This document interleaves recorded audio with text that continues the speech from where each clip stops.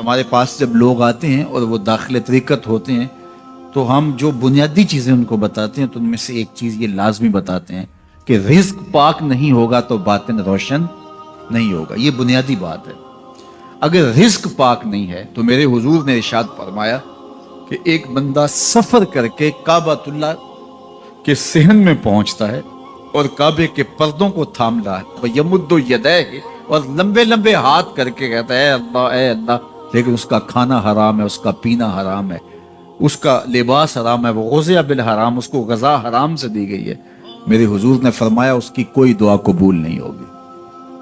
سفر کیا, جنگل پہاڑ کاٹے, سمندروں کو پاٹ کر کے آگے گیا, ہواؤں کے کلیجے چیر کے آگے بڑھا, مہینوں کی مسافتیں طے کر کے گیا اور کعبۃ اللہ کے سامنے کھڑا ہے, سین حرم میں مطاف میں کھڑا ہے, لیکن اس کا جسم حرام سے پلا ہے. اس نے جو پہنا ہے اس لباس کا تانا یا بانا حرام کا ہے, اس کو غذا حرام کی دی گئی ہے, اس نے پیا حرام کا ہے, اس نے کھایا حرام کا ہے, تو پھر اس کا یہ سارا سفر رائے گاں چلا جائے گا, اس کو کچھ نصیب نہیں ہوگا. تو سب سے پہلی شرط اس عنوان سے عقل حلال ہے.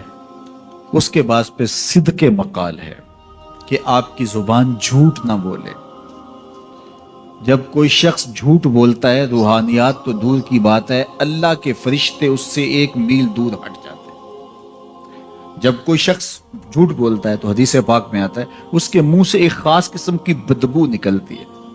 اس بدبو کو ہم نہیں سونگھ پاتے لیکن فرشتے سونگھ لیتے ہیں, کیونکہ فرشتے انتہائی حساس مخلوق ہے, اور وہ جھوٹ کی وجہ سے نکلنے والی بدبو کو سونگھتے ہیں. اللہ نے حضرت امام اعظم امام ابو حنیفہ رضی اللہ تعالیٰ عنہ کو یہ بصیرت عطا کی تھی اور یہ باطنی نظر بخشی تھی کہ جب کوئی شخص وضو کرتا تھا تو اس کے وضو کے پانی سے پہچان لیتے تھے کہ یہ کس گناہ کا مجرم ہے. جب بندہ وضو کرتا ہے تو وضو سے ہاتھوں کے گناہ جھڑتے ہیں, منہ کے گناہ جھڑتے ہیں, تو وہ وضو کے پانی سے اس بات کو محسوس کرتے تھے. اللہ نے ان کو وہ بصیرت عطا کی تھی, لیکن انہوں نے اللہ کی بارگاہ میں عرض کی مالک مجھ سے یہ چیز چھین لے, یہ چیز مجھے نہیں چاہیے. لوگوں کے بارے میں جو ہے وہ ایسا گمان پھر پیدا ہوتا ہے. تو فرشتوں کو اللہ نے وہ حساس جو ہے وہ پاکیزہ وجود دیا, اور ان کی حس ایسی ہے کہ وہ بدبو جو انسان بولتا ہے اور لفظوں سے جو اثرات نکلتے ہیں وہ محسوس کرتے ہیں. تو جب کوئی شخص جھوٹ بولتا ہے تو اس کے جسم سے, اس کی زبان سے جھوٹ کے ساتھ بدبو نکلتی ہے. اللہ کے فرشتے 1 میل دور تک پیچھے ہٹ جاتے ہیں. تو مجھے بتائیے, جو شخص جھوٹ بولتا ہو کیا اسے کوئی روحانی مرتبہ مل سکتا ہے؟ یہ سوچا بھی نہیں جا سکتا, یہ امکانات سے ہی نہیں ہے. اللہ کے محبوب علیہ السلام سے پوچھا گیا کہ حضور کوئی مسلمان, کوئی مومن کیا بزدل ہو سکتا ہے؟ فرمایا نہیں, وہ بہادر ہوتا ہے, لیکن ہو سکتا ہے کبھی اس سے بزدلی بھی سرزد ہو جائے. انسانی کمزوری ہے, کبھی انسان بہت طاقت میں ہوتا ہے اور کبھی انسان کمزور بھی پڑ جاتا ہے. فرمایا ہو سکتا ہے کبھی اس سے ہو بھی جائے. پھر پوچھا کہ بخل کر سکتا ہے؟ فرمایا نہیں, مومن سخی ہوتا ہے لیکن ہو سکتا ہے کبھی اس سے بخل بھی ہو جائے. کبھی کبھی دولت اسے اچھی بھی لگنے لگ جاتی ہے, جس طرح فرمایا گیا کہ اولاد مبخلتن مجبنتن, یہ جو اولاد ہوتی ہے یہ بندے کو بخیل بھی بنا دیتی ہے اور بزدل بھی بنا دیتی ہے.